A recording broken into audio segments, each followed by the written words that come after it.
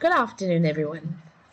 Today, I'd like to demonstrate how I use the Kami app within the Google Classroom to assign work to my students.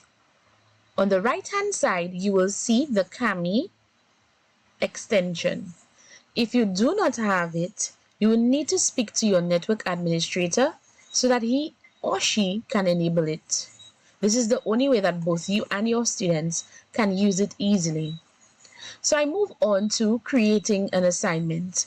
Because the app has already been enabled, it pops up automatically here. So I click on Kami assignment. After this, I will click on the class, whether I want to send it to one student or several. That means if I want to assign the work to a particular group of students in my class.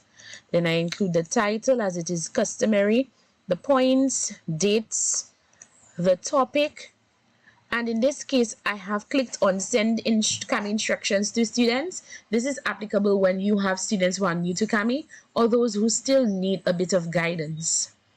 Then you can access a document via your computer or via the Google Drive. In some cases, if you've never used it before, it will ask you to gain access to the Google Drive. So I have assigned a PDF document here to the class. And this is basically what the class is going to see. But I need to view it so that I can see if there is anything that I want to add to it before or while the assignment is going on. So here you can see the document.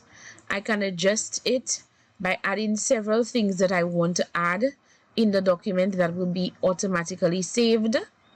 So I can add in voice comments or video, any sort of annotations here that are on the menu box.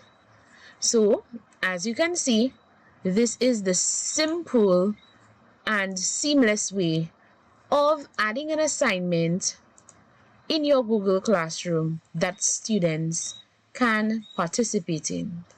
Thank you for viewing. Goodbye.